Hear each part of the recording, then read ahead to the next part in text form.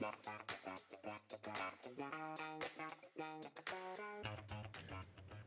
evening, everyone. Good evening. Welcome to the June Chicago Mobility Collaborative meeting. My name is Peter Taylor, and I am the president of the Friends of the Major Taylor Trail. This year we celebrate our 20th year of existence. The Major Taylor Trail is named after Walter Marshall Taylor, no relation, just respect. Major Taylor was America's first African-American sports superstar, and he has a Chicago connection. The Major Taylor Trail is 8 miles long and runs from Dan Ryan Woods to Whistler Woods in Riverdale. However, the trail is diminished if there isn't a strong bicycle network to provide access for the tens of thousands of surrounding citizens. The strong mobility network is the reason that we're gathered here tonight. So our meeting agenda is on board. We're doing the welcoming now. We'll have the community voices, of which I am one. Knowledge sharing. And so community tables are around the room that you guys here can see, but anybody online can't. We'll have breakout sessions, reboot, and then a meeting close. And I think we might have a appearance by Commissioner Biaggi tonight, maybe. Pardon? A little closer to the mic? Okay, all right, great. So the goals for this meeting are to make new connections, identify opportunities for partnership, learn about transportation and priorities and challenges in Inglewood, advance conversations and efforts to identified at past community tables, exchange ideas and suggestions for future Chicago Mobility Collaborative meetings and site visits. So the goal of the Chicago Community Collaborative is to establish a forum for meaningful participation where collaboration is encouraged, learning is facilitated, and partnerships are fostered, where Chicagoans have a voice in the decision-making that impacts them. Please listen actively to understand others' views and perspectives. One person should speak at a time, seek clarity, avoid making assumptions, be accountable for your words and their impact. Your experience is valuable and unique, and it's worth sharing. Provide constructive criticism, ideas, and project, not of individuals. And please let us know if you'd like us to add any more ground rules to this list in the future. And now I will introduce you to Dave Smith, who will take us further. Thank you. Okay, hi everybody. Dave Smith, Chicago Department of Transportation. Thank you for joining us in person and online. As Peter said, Commissioner Gia Biaggi will be here and she'll give some CDOT updates towards the end of the meeting. So the next thing that we're going to do is break out into our 3 different community tables, and then there'll be a virtual table that Romina Castillo from CDOT will be leading for folks who are joining online. So we've got 3 different tables. These tables, just as a reminder, people can submit recommendations for table topics. Every table has a QR code which you can scan, fill out some ideas, submit those to the CMC leadership group, and then the leadership group gets together and talks through what table ideas make the most sense for the next meeting. And with these conversations, this is a really great way to engage with a broad set of stakeholders and really have an organic dialogue around issues facing mobility, accessibility, and safe streets. So with all of these conversations, we really want to be intentional about giving everybody space and communicating ideas, but also really coming out of these conversations with next steps and action items so that they're not just discussions, but they're really geared towards getting things done and follow through. So the first meeting we've got, or the first table we've got over here, is our transit table, and is going to be focused on the topic of bus rapid transit, or BRT. It'll be led by Audrey from Metropolitan Planning Council, MPC. We've got Jen, Henry, and Jason from CTA, Kurt from CDOT. This is a continuation of last quarter's meeting in McKinley Park, where there was a lot of discussion around transit improvements, what they are, the benefits of them. And this will be really more of a design charrette, looking at a couple of example streets, talking about design solutions, trade-offs, and how to actually bring bus rapid transit to these few different types of corridors. So we've got the second table back here, which is part of our series called Beyond the Bike Lane. This is also a continuation of the last meeting. At our last meeting, we talked specifically about biking and businesses and how to build support along commercial corridors with the business community. So this discussion will be led by Fabian from the Northwest Side Community Development Corporation in Belmont-Cragen. Fabian's got a couple of colleagues with him who are transit and corridor ambassadors. So they live within the Belmont community, and they are really the liaison between businesses and community members. And they've really taken on this great effort that kind of was sparked by our last discussion last quarter, and they've developed a survey to talk with business owners, customers, and people in the neighborhood about travel patterns to the neighborhood commercial corridor, issues around parking, how you get there, how would you like to get to the street, would different types of infrastructure facilitate different types of trips. So really a great example for communities all across the city to learn from and to bring to their neighborhood to help advance safe street elements, specifically on business corridors, and really build up that support. So that's table 2. And then the third table over here is going to be led by, I think, Jane Healy, and really focused on barriers for active mobility.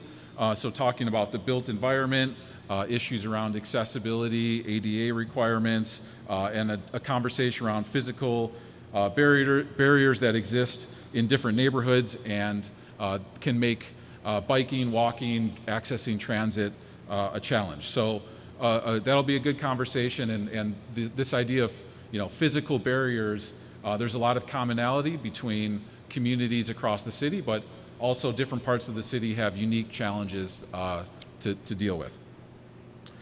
So we'll break out into the tables for about 45 or 50 minutes or so. Following that, we'll ask one person from every table to summarize the main points that were discussed and to talk about any action items or next steps that came out of the discussion. Just really brief. I think we'll have Commissioner Biaggi at that point give an update to folks. The virtual group will figure out how to get the summary. I think if you guys can compile that, get that to us. We'll have someone read that to the rest of the group who's here. So again, really appreciate everyone's participation in the Chicago Mobility Collaborative, and we'll break out into the discussions. Thank you.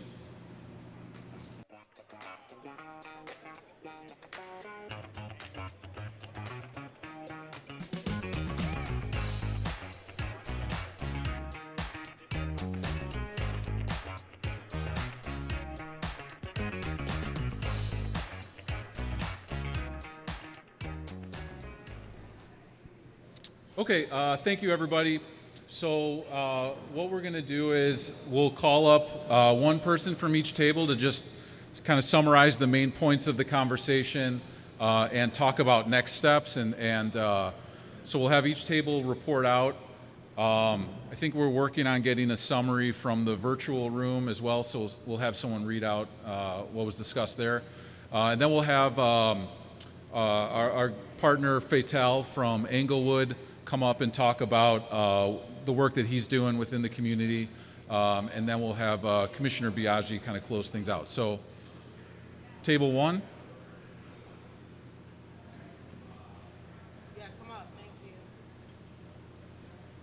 Hi, my name is Morgan Madaram. I'm with Commuters Take Action. You may also know me from the 40th Ward office. Thank you. I was at the BRT table. This is a follow-up from our last meeting, from the last quarterly meeting on BRT. This time we talked about some of the road requirements, so like what the bus lane widths might have to be. Something interesting we talked about is how in some areas you can take space from traffic lanes and parking lanes, but there are restrictions based on sidewalk because you do want anywhere where there's going to be BRT or transit to be walkable, so you want to keep a wide sidewalk and not take from that area. If you've ever taken a bus on Lakeshore Drive, you'll know what I'm talking about. You're just standing on the side of the highway waiting for the bus. That's a terrible experience. There's also these wonderful diagrams you can check out showing this is sort of the before, like what those lanes look like now.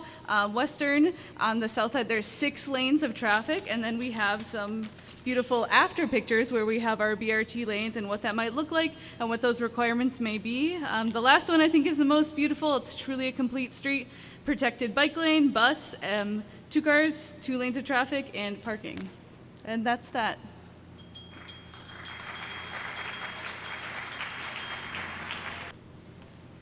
Hello, my name is Destiny. We're from Table 2, and we kind of split our summary down the middle. So I'll let you Okay, sorry. My name is Destiny. We're from Table 2, and we kind of split our summary. So I'm going to let him go ahead and start, and then I'll finish.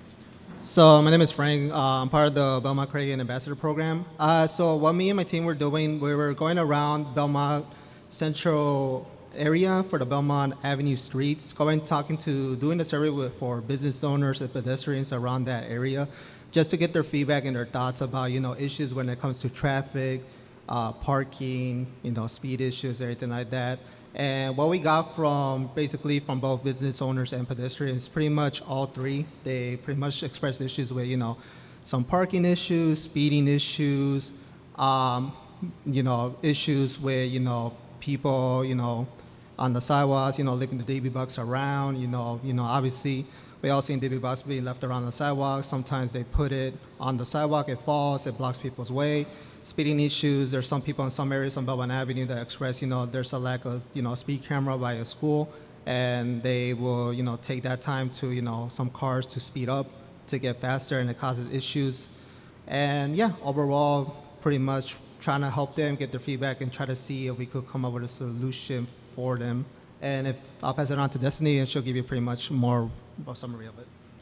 So when it comes to solutions, our table had some very great ideas in how we could approach businesses and pedestrians and kind of take a more educational approach in letting them know how these solutions can protect their businesses and also make these traffic patterns safer. And so that was kind of just the gist of what we talked about. We thought maybe taking more surveys and maybe even showing them comparative data to other communities that have different traffic patterns and maybe even have protected bike lanes. One of the main concerns for a lot of these businesses was, will this bike lane take away parking, which would take away customers? And we want to help them understand that it won't take away parking, and it'll also bring people to the neighborhood. And so that was one of them. Even just the bike lane in general, in slowing down traffic in those places where speeding was a concern. We also have a free parking garage on Central near Belmont, and so we also talked about incentivizing that free parking garage so people knew about it and kind of were enticed to park there instead of double parking on the main street or leaving their car with the hazards on and risking a ticket, having to pay for parking. So just all in all, taking an educational approach in letting these business owners know and residents and pedestrians know that there are different solutions to a lot of these concerns, and it's just a matter of talking about them.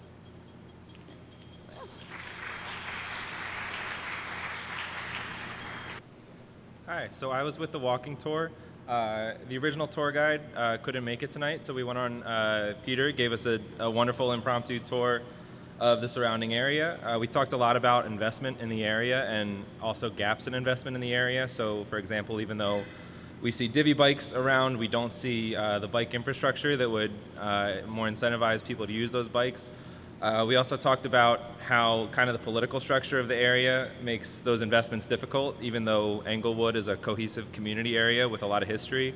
It's split into multiple different ward maps, so there ends up being sort of lack of opportunity for one cohesive goal or plan for the area.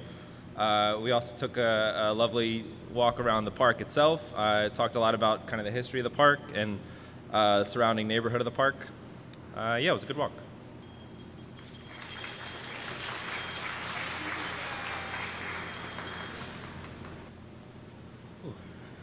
Hello, everybody. I was at table 4, and we discussed barriers to mobility, such as walking, cycling, and rolling. And the table pretty unanimously agreed that the biggest barrier that we have to these methods of sustainable and convenient transportation was that we could be killed at any moment by a car. And we agreed the only way to fix this issue is with physical barriers. So not paint and not flexible posts, but hard bollards and hard concrete and daylight zones and roundabouts and raised crosswalks and raised intersections, as well as some level of non-police-based enforcement, such as deputizing some of the city's citizens in the 311 app, or having a team run by the Chicago Department of Transportation that are not police officers that are able to go around writing tickets for driving and parking violations.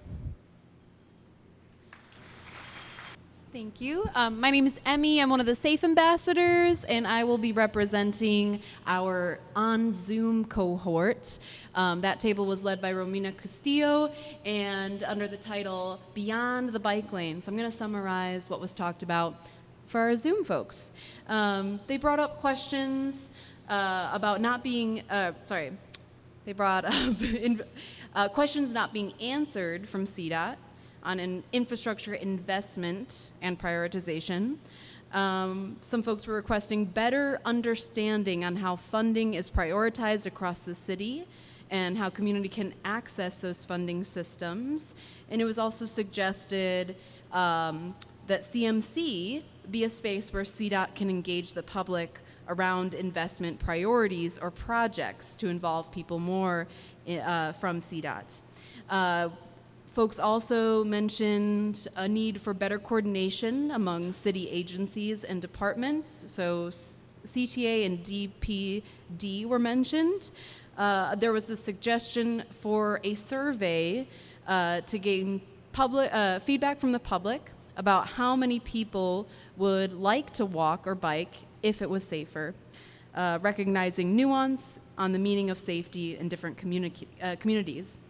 Finally, it was suggested to enhance our perspective on bike lanes, understanding that it's not a one-size-fits-all when it comes to bike infrastructure. All right, that concludes the summary from our Zoom folks. Thank you so much. Good evening, everybody. I'm Fatal Perkins, the founder and CEO of Think Outside the Block.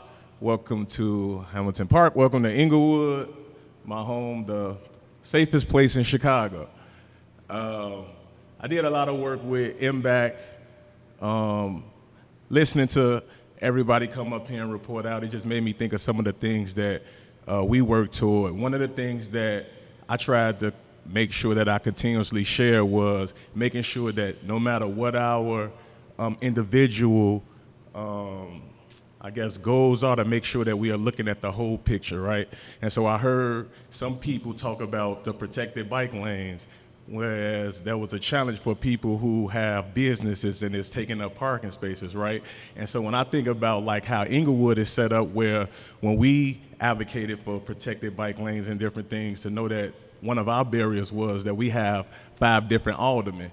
So that means that at 63rd, on 63rd Street, we can have bike lanes, but on 64th, we can absolutely have the next alderman that can think something different than the alderman in a different ward. Or at 65th and Racine, we could literally have one alderman on one side of the street, where it's the 17th ward, and right across the street is the 16th ward. And so those are some of the challenges that we dealt with and are still working towards, just seeing how do we come together to work collectively to make sure that everybody's thoughts and overall goals is included. But I wanted to let everybody know that this Saturday, there's a big bike ride that happens in Inglewood that I started organizing 9 rides ago. And so it's called Rolling Peace, and this is going to be Rolling Peace 10. It's a ride that I intentionally create the route that go through the areas that experience the most violence. And according to the 7 district statistics, every time we've done this ride, there's been 0 complaints of any violent crimes in the entire 7 district. And so again, Rolling Peace is this Saturday from 4 to 8 p.m. at Ogden Park. 6500 South Racine. From 4 to 8, it will be a resource fair. We're going to be giving bikes away. We have a 100 bike giveaway to youth that don't have bikes. Divvy will show up and provide. Thank you. Divvy comes out and they loan bikes out to individuals that that wants to attend but don't have bikes. And then in the past, we've had different things that where our seniors would like to ride, but they can't physically pedal, right? And so we're working towards some things right now. If anybody has any suggestions and want to, mention it, I'm open to whatever that could look like. So outside of that, please come out and ride with us. We pull off at 8 p.m. this Saturday, Ogden Park. Thank you. And if you want the information to come to your phone, you can text Rolling Peace to 708-438-7300. Again, roll the letter N, peace, to 708-438-7300. Thank you. All right, well, that should have been the closing. This microphone's too tall. So I'm Commissioner Biaggi with CDOT here, and I wanted to thank everybody for coming out today and coming out to all the meetings and being part of these conversations. You can see, right, this is an intersectional conversation, whether it's the intersection of what government can do across departments, what we can do together with community-based organizations and local residents, what should happen maybe without us in the room, right, and really building support for things like you heard in the Belmont example here.